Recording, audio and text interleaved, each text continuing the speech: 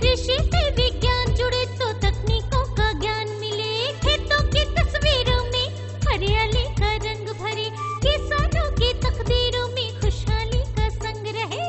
कृषि दर्शन, कृषि दर्शन, कृषि दर्शन, कृषि दर्शन, कृषि दर्शन, कृषि दर्शन, कृषि दर्शन, कृषि दर्शन। कार्यक्रम कृषि दर्शन में आप सभी किसान भाइयों का स्वागत है। किसान भाइयों, जैसा कि आप देख ही रहे हैं कि अब झारखंड में बारिश का मौसम आ चुका है, तो अब ज़रूरी है कि हम अपनी फसलों की, पौधों की उचित देखभाल करें। तो चलिए, आज के इस कार्यक्रम में हम आपको बताएंगे कि आप अपनी फसलों की किस प्रकार से उचित देखभाल करेंगे। मगर उससे पहले किसान भाइयों, आपको हम दिखा देते हैं कृषि समाचार। नमस्कार, कृषि समाचार में आपका स्वागत है। मैं हूं जया। आइए देखते हैं आज कृषि समाचार में क्या है खास। राज्य में मछली पालकों के लिए किया जाएगा 80 कार्यालय का निर्माण। राज्य में होगी 4 नए खाद्य प्रसंस्करण इकाई की स्थापना। झाड़ीदार बोदी के बेहतर उत्पादन के लिए लगाएं उन्नत प्रभेद CP4। अब समाचार विस्तार से। वित्तीय वर्ष 2016-17 में राज्य में मछली पालकों के लिए 80 कार्यालय का निर्माण किया जाएगा। इसका संचालन मछुआरा सहकारी समिति करेगी और निर्माण झास्को फीस के माध्यम से किया जाएगा। इसके लिए चुने गए स्थान पर करीब 260 वर्ग फीट का चबूतरा बनाया जाएगा और इसके ऊपर कार्यालय का निर्माण किया जाएगा। राज्य सरकार प्रति कार्यालय के निर्माण पर 2.5 लाख रुपए खर्च करेगी। झारखंड के फल सब्जी उत्पादक किसान अपनी उपज से ज्यादा मुनाफा कमा सकें, साथ ही कृषि उद्योग में स्थानीय लोगों को रोजगार उपलब्ध हो। इस उद्देश्य को लेकर झारखंड सरकार ने राज्य में 4 नए खाद्य प्रसंस्करण इकाई स्थापित करने की योजना तैयार की है। ये इकाई गोला, तमाड़, चतरा और चान्हो में लगेंगे। इसके लिए 80 करोड़ रुपए खर्च किए जाएंगे। पपीता के पौधे 3 प्रकार के होते हैं, नर, मादा और द्विलिंगी। नर पौधे में फल नहीं लगते, लेकिन वे मादा पौधे में फल लगाने के लिए परागण का काम करते हैं। इसलिए किसान जिन पौधों में फल नहीं लग रहे हैं उसे नहीं हटाएं। पपीता के जो पौधे द्विलिंगी होते हैं वे फल लगने के लिए खुद परागण का काम करते हैं। मादा पौधों को परागण के लिए नर पौधों की जरूरत होती है। पपीता के नर पौधों में फल नहीं लगते, लेकिन नर पौधा भी उतना ही महत्वपूर्ण है जितना मादा और द्विलिंगी पौधा। पपीता एक नर पौधा भी हो जाता है, मादा पौधा भी हो सकता है और हर्माफ्रोडाइट भी हो सकता है। दोनों पौधा लिए हुए, दोनों फल लिए हुए हो सकता है। तो नर पौधा में फूल नहीं लगता है। नर पौधा परागण देता है और वो परागण की क्रिया द्वारा पराग जाते हैं मादा पौधे के फूल में और वहाँ फल लगता है। तो नर पौधा में फल नहीं लगता है। मादा और हर्माफ्रोडाइट में जो द्विलिंगी हैं उनमें फल लगता है। तो फल नहीं लगने का एक कारण ये भी है कि नर पौधा है, इसलिए नहीं लग रहा है। राज्य के जो किसान झाड़ीदार बोदी की खेती करना चाहते हैं वे जुलाई तक बुआई का काम संपन्न कर लें। इस फसल के बेहतर उत्पादन के लिए CP4, अर्का गरिमा या पूसा कोमल नामक उन्नत प्रभेद लगाएं। झाड़ीदार बोदी की बुआई में 30 किलोग्राम बीज प्रति हेक्टेयर की दर से लगाएं। इसमें कतारों के बीच 40 सेंटीमीटर और पौधों के बीच 10 सेंटीमीटर की दूरी रखें। अच्छी उपज के लिए झाड़ीदार बोदी के उन्नत प्रभेदों में CP4, अर्का गरिमा या पूसा कोमल में से कोई एक प्रभेद लगाएं। इनकी उत्पादन क्षमता 50 से 60 क्विंटल प्रति हेक्टेयर है। जो किसान धान की खेती कर रहे हैं वो अपने खेतों से खरपतवार निकालने के लिए पावर वीडर का उपयोग करें। ये कोनोवीडर और जापानी पैडी वीडर की तुलना में कम समय में ज्यादा काम करने की क्षमता रखता है। आज हम जानेंगे लत्तेदार सब्जी फसलों में रासायनिक दवा के बिना कीट नियंत्रण के उपाय के बारे में। किसान भाई, आप यदि लत्तेदार सब्जी फसलों की खेती कर रहे हैं तो पौधारोपण के बाद 250 किलोग्राम नीम की खल्ली प्रति हेक्टेयर की दर से खेत में डालें। फूल निकलने के समय इतनी ही मात्रा में नीम की खल्ली का दोबारा व्यवहार करें। और अब एक नजर राज्य के 5 प्रमुख शहरों के मौसम के मिजाज पर। आज राज्य के 5 प्रमुख नगरों के अधिकतम और न्यूनतम तापमान कुछ इस प्रकार दर्ज किए गए। रांची का अधिकतम तापमान 27 डिग्री सेल्सियस और न्यूनतम 22 डिग्री सेल्सियस। जमशेदपुर का अधिकतम तापमान 29 डिग्री सेल्सियस और न्यूनतम 26 डिग्री सेल्सियस। मेदिनीनगर का अधिकतम तापमान 32 डिग्री सेल्सियस और न्यूनतम 25 डिग्री सेल्सियस। देवघर का अधिकतम तापमान 28 डिग्री सेल्सियस और न्यूनतम 24 डिग्री सेल्सियस। वहीं धनबाद का अधिकतम तापमान 28 डिग्री सेल्सियस और न्यूनतम 24 डिग्री सेल्सियस रहा।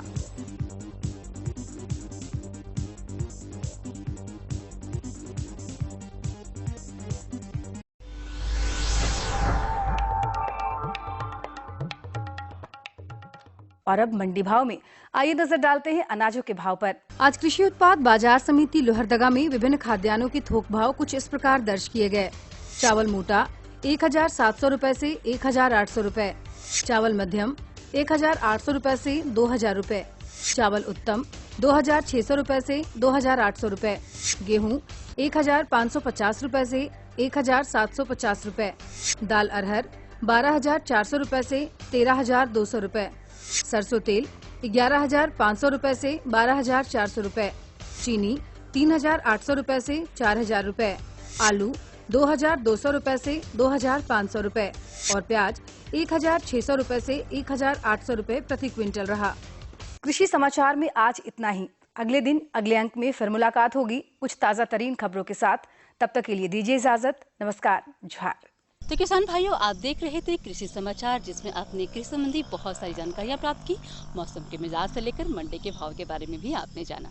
तो किसान भाइयों, अब वक्त तो चला है एक छोटे से विराम का, तो आप कहीं मत जाइएगा, हम जल्द हाजिर होते हैं। ये लो और बताओ। बस। अरे ये क्या भैया जी, बस इतनी सी रासायनिक खाद? किसानी छोड़ रहे हो क्या? किसानी नहीं, नादानी छोड़ रहे हैं। मिट्टी की जांच कराई है। अब तो लालाजी जितनी जरूरत है उतने ही उर्वरक खेत में डालेंगे। हाँ, किसान भाई आज ही अपने जिले की नजदीकी भूमि परीक्षण प्रयोगशाला में मिट्टी की जांच जरूर करवाएं और मिट्टी में पोषक तत्व, नमी व पौधे के विकास को देखते हुए केवल जरूरत के अनुसार ही पोषक तत्व डालें। और हाँ, मिट्टी में गंधक, जस्ता, बोरोन जैसे सूक्ष्म पोषक तत्वों। विराम के बाद आपका स्वागत है। आप देख रहे हैं कार्यक्रम कृषि दर्शन। किसान भाइयों, वैसे तो आप बहुत सारे फलों की खेती करते होंगे, पर अगर हम बात करें अमरूद की तो उसकी तो बात ही कुछ निराली है। और बात करें अगर हम इलाहाबाद अमरूद की तो ओहो, मुंह में तो पानी आ जाता है। क्यों, सही कहा ना मैंने। तो किसान भाइयों, अगर आप चाहते हैं कि अमरूद की खेती अगर आप करना चाहते हैं और बड़े पैमाने पर करना चाहते हैं और इससे अधिक से अधिक लाभ कमाना चाहते हैं, तो इसके लिए ज़रूरी है कि आपके पास होनी चाहिए सही जानकारियाँ। तो चलिए आज हम आपको बताएंगे कि झारखंड के परिवेश में जो किसान अमरूद की खेती कर अधिक से अधिक लाभ कमाना चाहते हैं तो वो किस प्रकार से उठाएंगे। तो चलिए हम आपको इसके बारे में देंगे ढेर सारी जानकारियाँ। किसान भाइयों नमस्कार। किसान भाइयों, जैसा कि आप सभी जानते हैं कि इस कार्यक्रम में हम आपके लिए नए नए विषयों पर चर्चा करते हैं। उसी क्रम में आज का हमारा महत्वपूर्ण विषय है झारखंड के परिवेश में अमरूद की खेती। और इसके विषय पर चर्चा करने के लिए हमारे साथ हैं हमारे विशेषज्ञ डॉक्टर महेश कुमार धाकड़ सर। सर, आपका हमारे कार्यक्रम में बहुत बहुत स्वागत है। नमस्कार सर। जैसा कि हम अपने किसान भाइयों से बात कर रहे हैं कि अमरूद की खेती के बारे में, ज़्यादातर यहाँ के किसान भाई अपने घर के पीछे में या बागान में थोड़े से अमरूद लगा देते हैं, लेकिन और जैसा कि आजकल देखा जाए कि बाजार में इसकी मांग बहुत है, इसकी पौष्टिकता है और साथ साथ स्वादिष्ट भी होती है अमरूद, तो क्या इसे व्यवसाय के रूप में अपना सकते हैं हमारे किसान भाई और इसकी क्या संभावना है यहाँ झारखंड? हाँ, देखिए, अमरूद जो फल वृक्ष है वो झारखंड के लिए बहुत ही अच्छा फल वृक्ष है और यहाँ पे आसानी से हो जाता है। और इसकी सबसे बड़ा फ़ायदा ये है कि झारखंड में जब हम अमरूद उगाते हैं तो ये लगभग सालों भर हमको फल और फूल देता रहता है। इसके मुख्य रूप से 3 अलग अलग मौसम में फल और फूल देता है। तो बाकी जो राज्य हैं, बाकी जगह हैं जहाँ वो 1 या 2 बार ही आ पाता है, यहाँ 3 बार भी, और उन तीनों बार में इसकी गुणवत्ता अच्छी रहती है। खास बात ये है, बाकी जगह जो होता है कि जो बारिश के मौसम में जो अमरूद आता है उसकी गुणवत्ता वहाँ पे अच्छी नहीं होती, इसलिए वो लोग बारिश के फल को नहीं ले पाते हैं। लेकिन झारखंड के परिवेश में देखा कि यहाँ का बरसाती फल भी बहुत ही अच्छा क्वालिटी का होता है, उसकी गुणवत्ता अच्छी होती है, तो वो उस फल को भी ले सकता है। तो साल में वो अच्छी आमदनी ले सकता है अगर इसको व्यावसायिक रूप में ले जाए। व्यावसायिक रूप में ले जाने का मतलब ये नहीं कि पुरानी विधि से लगाएं। आपको एक जो आज के ज़माने में या आज के उपलब्ध परिवेश में जो उपलब्ध तकनीक है उसका उपयोग करके अगर किसान भाई इसको अपने व्यवसाय के रूप में ले जाएगा तो उसको लाभ प्राप्त होगा। सर, आपने बहुत ही अच्छी जानकारी दी हमारे किसान भाइयों की कि यहाँ पे तीनों मौसम में अमरूद फल लिए जा सकते हैं। तो किसान भाइयों को सर अब ये बताइए कि जो वो किस्में लगाएंगे वो कौन से उन्नत किस्में होंगे ताकि उनके फल उत्पादन ज़्यादा हो? हाँ, देखिए, किसी भी फल वृक्ष का जब हम लगाने की शुरुआत करते हैं तो सबसे पहला जो हमारे दिमाग में हमको जहन में क्वेश्चन आता है कि हम कौन सी किस्म लगाएं। तो किस्म का चुनाव करना एक बहुत ही आवश्यक है। इसके लिए अमरूद के लिए जो हम किस्म यहाँ के लिए बताते हैं किसानों को लगाने के लिए, उसको बोलते हैं, तो उसमें एक इलाहाबाद सफ़ेदा और L49 जिसको सरदार के नाम से जाना जाता है, ये दो किस्में यहाँ पे बहुत ही अच्छी सक्सेस की हैं और उनका उत्पादन भी काफ़ी अच्छा रहा है। इसके अलावा किसान लोग अगर लाल अमरूद पसंद करते हैं जो अंदर से लाल निकलता है, तो ललित एक किस्म है जिसका फल खाने में मतलब अच्छा होता है और अंदर से वो सुर्ख लाल होता है। खाने वाले लोग हैं, कंज्यूमर हैं, उनको अट्रैक्ट करता है, तो उसका प्राइस भी मार्केट में अच्छा मिल सकता है। तो इस प्रकार किसान भाई अच्छी किस्म के अच्छे पौधे चुनें। किस्म के चुनाव के बाद ऐसा नहीं कि पौधे आप जो बीमारग्रस्त हैं या कीड़े लगे हुए हैं या अच्छी पत्तियाँ उनकी नहीं है, तो किसान भाई जब भी पौधा लाएं तो एक अच्छा जो उसकी पत्ती अच्छी पूरी निकली हुई हो, अच्छी खिली हुई हो, एकदम हरी रंग की हो, उस टाइप की पत्ती लाए, ना कि पौधा पीला पड़ा हुआ है, उसकी पत्ती पीली है। तो आप अच्छा स्वस्थ पौधा ही अपने खेत में लगाएं। तो किसान भाई आपने देखा कि हमारे विशेषज्ञ ने आपको किस्मों के बारे में बताया, उन्नत किस्मों के बारे में, साथ ही साथ एक महत्वपूर्ण बात बताई कि आपके पौधे स्वस्थ होने चाहिए। सर अब ये हम आपने अभी कुछ देर बाद बताया कि उच्च तकनीक से अगर खेती करेंगे तो उन्हें ज़्यादा लाभ होगा, तो किस तरह की तकनीक उस पौधा रोपण के लिए उन्हें अपनाना चाहिए? किसान भाई तो जानते ही होंगे कि वो अब तो अमरूद की खेती झारखंड में करते हैं, लेकिन वो जो अमरूद की पौधे लगाते हैं तो उनकी दूरी वो रखते हैं 5 मीटर पौधे से पौधे, और दो पौधों की पंक्तियों के बीच में भी 5 मीटर की दूरी पे लगाते हैं। तो ये बहुत ही पुरानी विधि है, इस विधि से किसान लोग लगाते आ रहे हैं। लेकिन अमरूद के विषय में हमने शोध किया और पता किया है कि ये जो है कटिंग और ट्रेनिंग को बहुत ही अच्छी तरह से रिस्पॉन्ड करता है। तो हम इसके जो आकार है उसको हम छोटा बनाए रख सकते हैं और कम जगह में अधिक पौधे लगा सकते हैं। तो हमने बहुत सारी विधि यहाँ पे स्टैंडर्डाइज की है। अति उच्च घनत्व प्रणाली भी उसके लिए लगाई गई है। डबल हेज रो सिस्टम में भी हमने अमरूद को लगाया हुआ है। जैसा कि आप ये बाग देख रहे हैं हमारा, इसमें डबल हेज रो सिस्टम्स के अंतर्गत हमने पौधों को लगाया है। तो इससे आपको फ़ायदा ये होगा किसान भाइयों को, अच्छी उच्च घनत्व प्रणाली में जो पौधे हैं वो ज़्यादा आएंगे।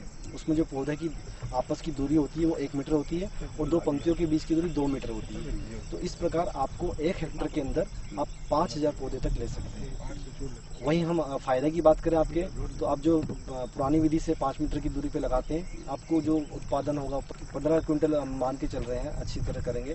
वहीं आप इससे करेंगे तो आपको 25 क्विंटल ऑन एन एवरेज औसत रूप में आपको मिल जाएगा। तो आप इससे अंदाजा लगा सकते हैं कि आपको अधिक इसमें उपज प्राप्त होगी। लेकिन किसान भाई ऐसा नहीं है कि आप पौधे लगा दिए और उसको उसी तरह से आप देखभाल कर रहे हैं जैसे आपने पहले कर रहे थे। इसके लिए आपको थोड़ा सा और थोड़ा जागरूक होना पड़ेगा।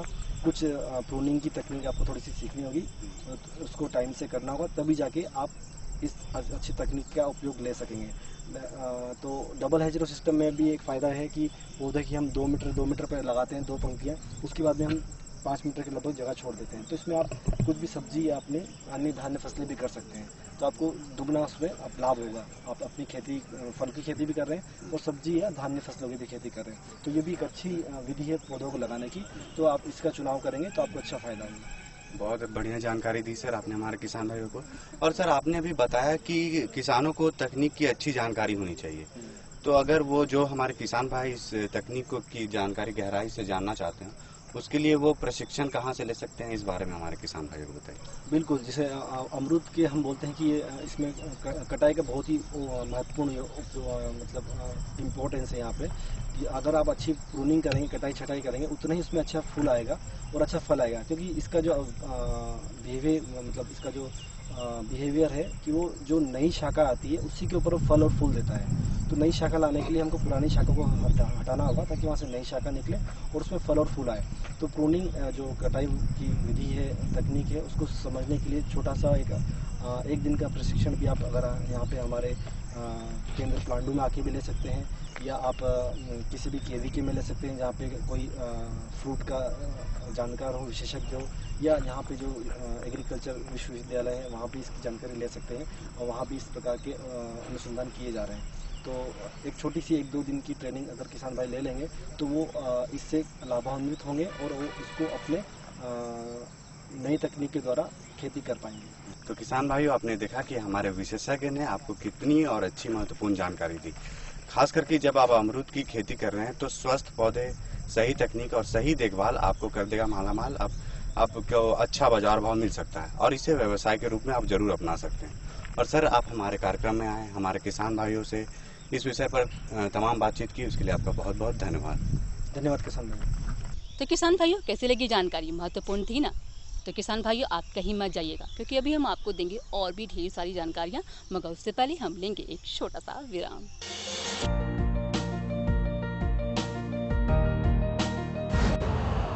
यूरिया का स्वदेशी उत्पादन 70 लाख टन बढ़ाने के लिए 6 उर्वरक संयंत्रों का उद्धार किया जा रहा है।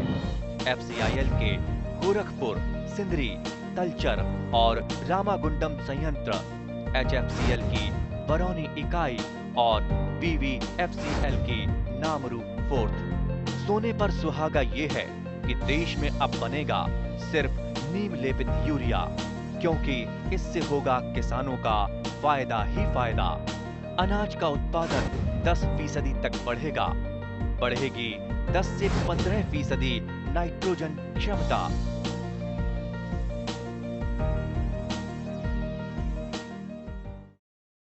विराम के बाद आपका स्वागत है। आप देख रहे हैं कार्यक्रम कृषि दर्शन। किसान भाइयों, हमारे झारखंड में महिलाएं खासकर रेशम की ज़्यादा इस्तेमाल करते हैं। कपड़े हो गए, बहुत सारी ऐसी चीज़ें हैं जो रेशम से बनी होती हैं। और हमारे किसान भाई तसर कीटों के बारे में तो आप जानते ही होंगे। तो किसान भाइयों, हम आपको बता दें कि तसर कीटों को पेड़ में लगाने से पहले हमें बहुत कुछ करना पड़ता है, यानी उनका संरक्षण करना पड़ता है, उनका संचारण करना पड़ता है। तो चलिए, आज के इस अंक में हम आपको बताएंगे कि अगर आप तसर कीटों की खेती कर रहे हैं तो उसका संचारण, उसका संरक्षण आप किस प्रकार से करेंगे, उसके बारे में हम आपको देंगे ढेर सारी जानकारियाँ। तसर कीट के संरक्षण या तसर कीट पालन में मुख्य बातें होती हैं कि आप जहाँ तसर कीट पालन करना चाहते हैं उस जगह का सिलेक्शन कैसे करेंगे, क्योंकि ये मुख्य है कि अगर सिलेक्शन उस जगह का ठीक से नहीं है तो आपका जो कीट पालन है वो जो है सफल नहीं होगा। तो उसके लिए कि हमको ध्यान रखना होता है कि जहाँ हमको कीट पालन करना होता है वो कहीं एकदम घने जंगल में ना हो। तो डॉक्टर साहब, हम आपको बीच में रोकना चाहेंगे। जो किसान भाई हमारे तसर का कीट पालन करते हैं, तो आपने कहा कि जगह का सिलेक्शन, तो ये सिलेक्शन करने के दौरान हमारे किसान भाई किन किन बातों का ध्यान रखें? हाँ, वही है। पहली बात यह है ध्यान के जहाँ वो जो कीट पालन करना चाहते हैं वहाँ पर जो है प्रचुर मात्रा में खाद्य पौधे तथा खाद्य पत्ते होने चाहिए, उनकी कमी नहीं होनी चाहिए। दूसरा, जो कीट पालन यहाँ करते हैं वो जगह थोड़ी ऊंची होनी चाहिए, नहीं तो क्या है कि जब अगर बारिश का पानी भरता है वहाँ पानी नहीं रुकना चाहिए। पानी भरने से वहाँ पर आर्द्रता बढ़ जाती है और आर्द्रता बढ़ जाने से बीमारियों का प्रकोप अधिक होता है। इसलिए हमेशा थोड़ी जो जगह ऊंची चुननी चाहिए। और दूसरी चीज़ ये है कि इसमें जो हम जहाँ रियरिंग करते हैं वो जो है बहुत घनी जगह में नहीं होना चाहिए, हवा का प्रवाह बराबर होना चाहिए। अगर हवा कम आएगी, घना जंगल चारों तरफ है, तो हवा कम आने से बीमारी का प्रकोप ज़्यादा बढ़ जाता है, जिससे फसल नष्ट होने की संभावना बढ़ी रहती है।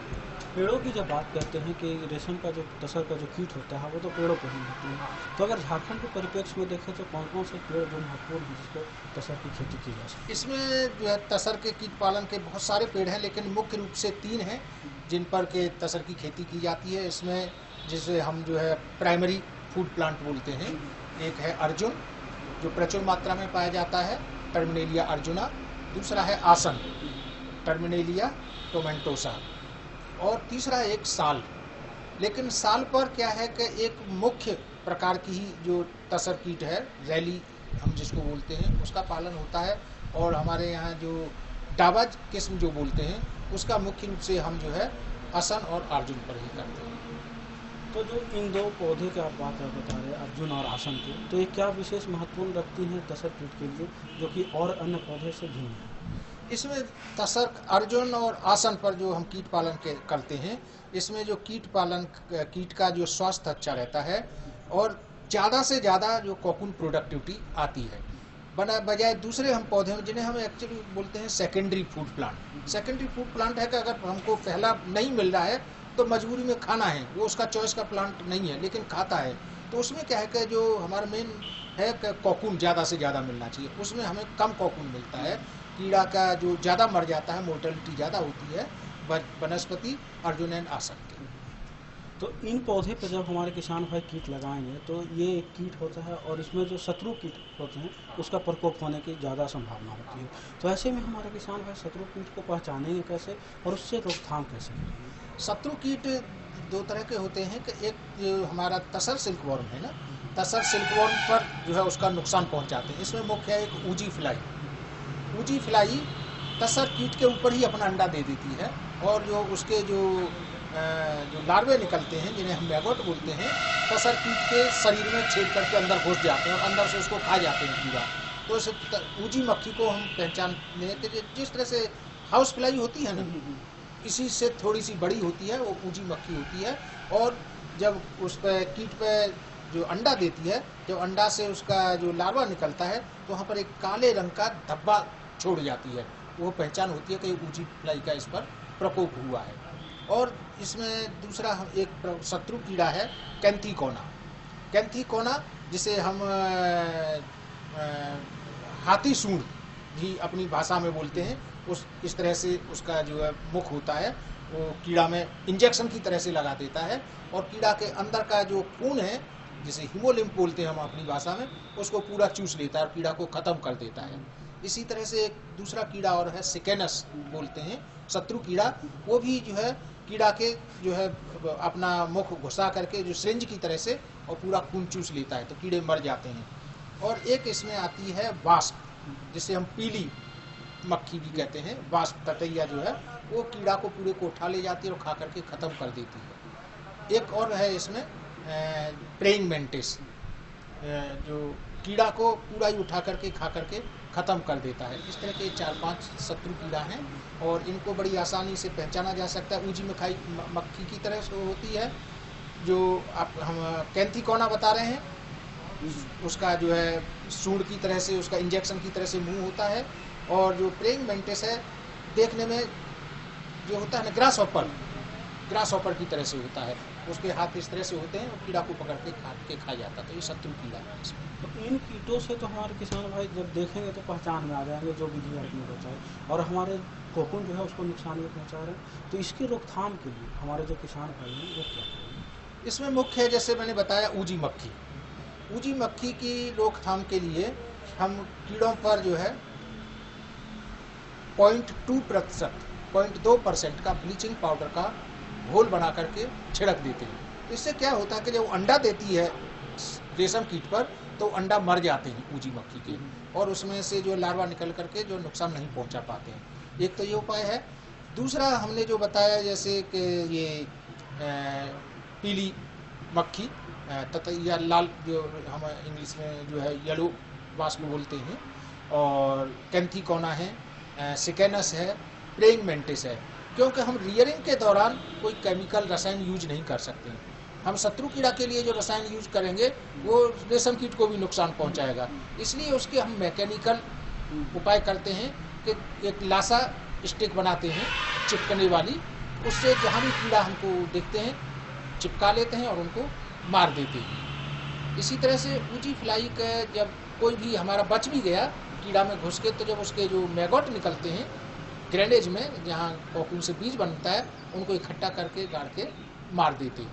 इस तरह के उपाय करते हैं। मैकेनिकल इस दौरान हम रसायन कोई नहीं प्रयोग कर सकते, क्योंकि नहीं तो रेशम का कीड़ा भी मर जाएगा। चलते चलते आपसे एक सवाल और जानना चाहेंगे कि हमारे किसान भाई जो नया जुड़ना चाहते हैं इससे, उनके लिए आप क्या संदेश देना चाहेंगे? नए किसानों के लिए सबसे पहली चीज़ है कि ये हमारा जो है रिसर्च एंड प्रशिक्षण संस्थान है। यहाँ हम रिसर्च भी करते हैं, तकनीकी विकसित करते हैं और प्रशिक्षण भी देते हैं। तो जो नए किसान हैं उन्हें पहले तसर की खेती के बारे में प्रशिक्षण देना होगा। हमारे यहाँ पर अलग अलग तरह के प्रशिक्षण कार्यक्रम हैं। एक तो हमारे यहाँ PGDS है जो परमानेंट पूरा 15 महीने का कोर्स है, डिग्री अवार्ड की जाती है। और दूसरे हमारे जो है शॉर्ट टर्म कोर्सेज हैं, 1 हफ्ता के, 2 हफ्ता के, 15 दिन के।